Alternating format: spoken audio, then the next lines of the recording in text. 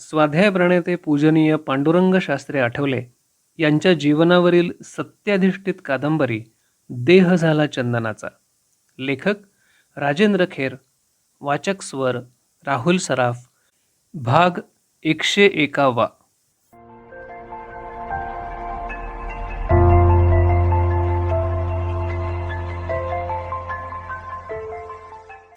आजच्या काळात शिकलेल्या लोकांना परीक्षेसाठी वाचायची सवय असते. शिवाय खेड्यापाड्यात जाऊन लोकांनी काम कसं करायचं ते शिकण्यासाठी परीक्षेचं माध्यम सरळ सोपं वाटतं. मग आपण परीक्षाच सुरू केली तर? हा विचार पांडुरंग शास्त्रींनी त्या स्वाध्यायी बांधवांसमोर ठेवला. सर्वांनीच तो विचार उचलून धरला. हे सांगून पांडुरंग शास्त्री पुढे म्हणाले, अशा तऱ्हेनं तो प्रश्न मिटला. जिज्ञासू आणि प्रवेशक या 2 परीक्षा आपण घेतल्या. परीक्षार्थींची संख्या अवघी 40 होती. पुढे ती निश्चितच वाढेल. पाध्यांनी विचारलं, आणखी काय काय नवीन ठरवलंय? अरे बरेच प्रयोग विचाराधीन आहेत. पुढच्या वर्षी शेतकऱ्यांची भक्ती सभा घेणार आहे. तरुणांसाठी काही करण्याचा विचार आहे. बघूया कोणती गोष्ट कसा आकार घेते ती. क्षणभर थांबून ते म्हणाले, आणखी एका शैक्षणिक प्रयोगानं मात्र आकार घेतलाय. जयश्रीला पाठशाळेचं शिक्षण द्यायचं मी यावर्षी ठरवलं.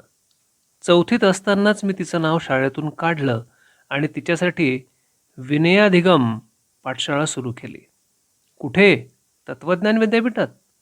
नाही, भगवद्गीता पाठशाळेतच एका भागात सुरू केली. जयश्री बरोबर आपल्या कित्येक स्वाध्यायांच्या मुलीही त्या पाठशाळेत आहेत. प्रत्येकीला डबा आणायची मुभा आहे, पण डब्यात पोळी भाजीच असली पाहिजे असा दंडक ठेवलाय.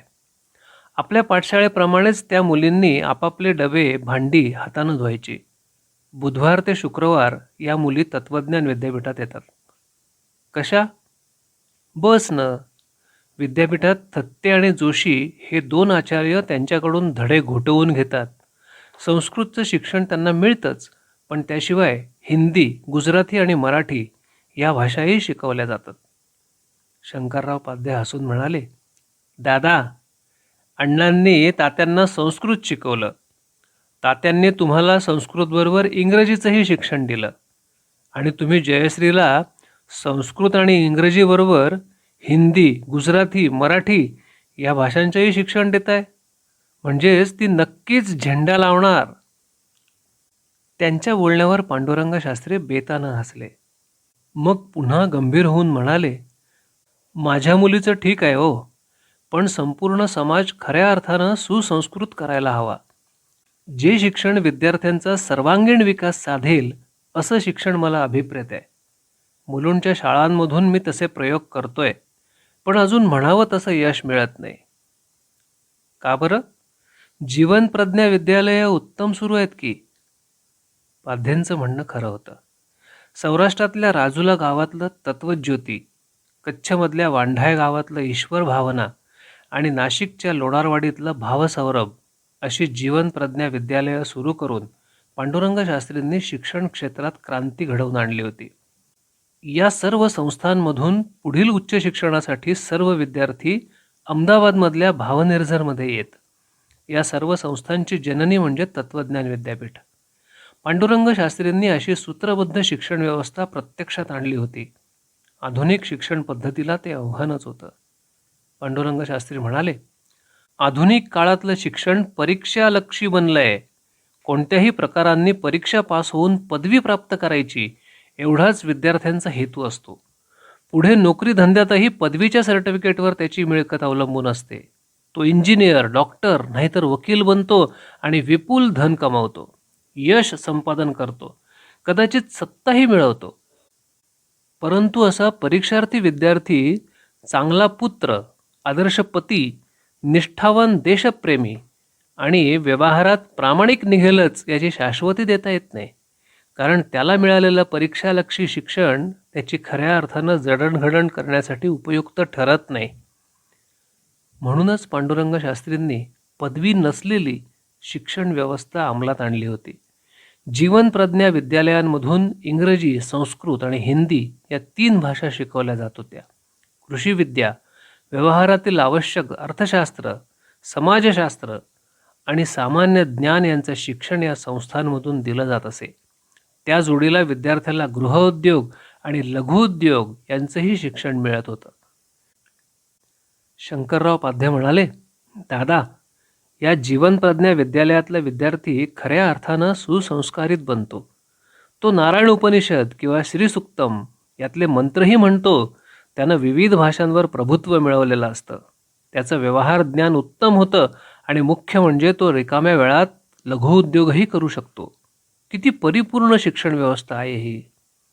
खरंय पाध्ये, आदिवासींसाठीही अशी विद्यालयं सुरू करण्याचा विचार आहे, जेणेकरून गावकुसात कट्ट्यावर बसून टवाळक्या करीत दिवस ढकलणारा आदिवासी तरुण खऱ्या अर्थानं सुसंस्कृत बनेल आणि जोडीला लघुउद्योग करून स्वतःचं पोटही व्यवस्थित भरू शकेल. पण अजून फार मोठा बदल मला अपेक्षित आहे. शिक्षण क्षेत्रात महान क्रांती घडून आली पाहिजे. आज खऱ्या अर्थानं त्याची गरज आहे. बघू कसं यश मिळतं ते. पण आज तरी मी त्या बाबतीत समाधानी नाही. एकदम पांडुरंग शास्त्री जागचे उठले. म्हणाले, चला, पुष्कळ वेळ बोलत बसलो. सकाळी भुवनेश्वरला जाऊन यायचंय. लगेच मुंबईला परतायचंय. पाध्येही उठले. दोघेही बरोबर चालू लागले. नदीच्या काठावरची पाऊलवाट नागमोडी वळणं घेत दगडी पुलाच्या दिशेनं जात होती. चंद्रप्रकाशात ती वाट सुस्पष्ट दिसत होती. त्या वाटेवरून चालताना पाध्यांनी विचारलं, दादा, आता पुन्हा केव्हा यायचं रोह्याला? बॅटरी संपली की. बॅटरी? पाध्ये, तुला माहीत का नाही? मला ऊर्जेचा स्रोत पांडुरंग पंतांच्या समाधीस्थळी मिळतो. इथूनच पुढच्या कार्यासाठी स्फूर्ती घेऊन मी मुंबईला जात असतो आणि बॅटरी संपली की रिचार्ज करण्यासाठी इकडे येत असतो. त्यांच्या उत्तरानं शंकरराव पाध्ये हलकेच हसले. मग म्हणाले, खरं म्हणजे रिचार्ज होण्यासाठी इकडे येण्याची तुम्हाला काहीच आवश्यकता नाही. पण खरंच विचारतो, पुन्हा केव्हा येणार इकडं? म्हणजे मी सुद्धा तेव्हा इथे येईन. अलीकडे काहीच सांगता येत नाही पाध्ये.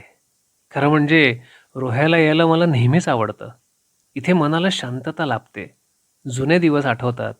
गावाचंही मला भरभरून प्रेम मिळतं. तुम्हाला माहिती आहे ना, जपानहून परतल्यानंतर या रोहेकरांनी माझा मोठा सत्कार केला होता. हो, आठवतंय ना चांगलं.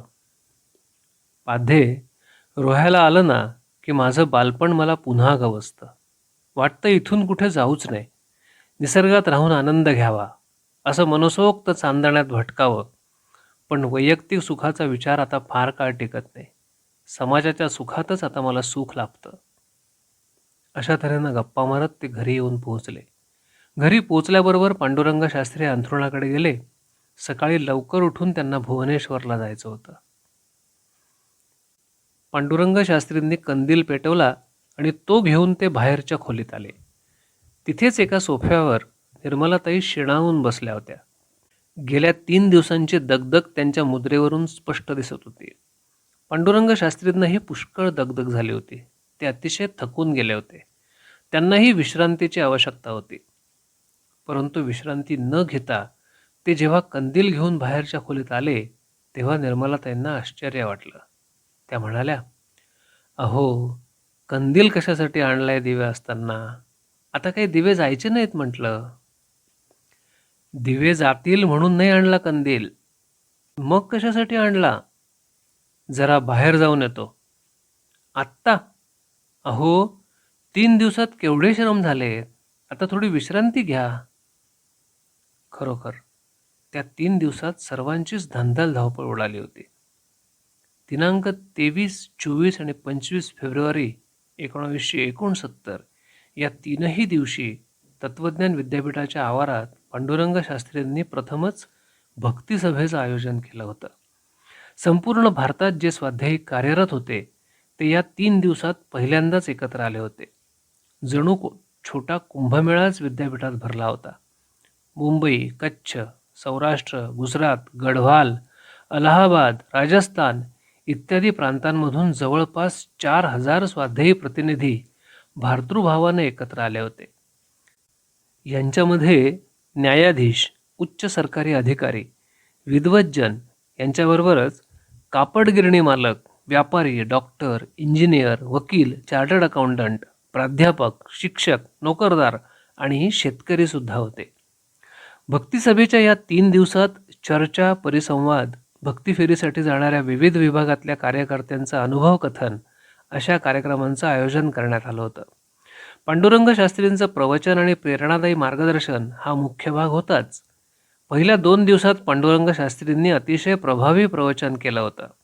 भक्तिसभेच्या 3ऱ्या दिवशी संस्कृती सेनेच्या त्या कृतिशील वीरांना उद्देशून त्यांनी म्हटलं होतं, आज मी भारतीय वैदिक संस्कृतीच्या प्रसारासाठी कटिबद्ध होणाऱ्या माझ्या बांधवांना नमस्कार करतो. या भक्तिसभेमध्ये सम्मिलित होऊन आपण एकमेकांच्या आणखी जवळ आलो आहोत. इथे कुणी मराठी नाही, गुजराती नाही, सौराष्ट्री नाही, राजस्थानी नाही किंवा कुणी कच्छी नाही. आपण सर्वच एका भगवंताची लेकरं आहोत. आपण त्याच नात्यानं काम करत आहोत. आपल्या या बंधुभावनेचं आणि वृत्तीचं रक्षण भगवान सदैव करो, अशी मी त्याच्या चरणी प्रार्थना करतो. भगवान आपला सेनापती आहे आणि त्याचे सैनिक म्हणून आपण काम करायला हवं.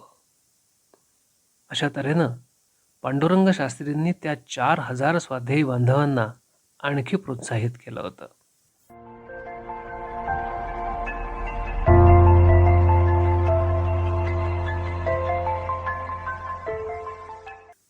देह झाला चंदनाचा. लेखक राजेंद्र खेर. वाचक स्वर राहुल सराफ.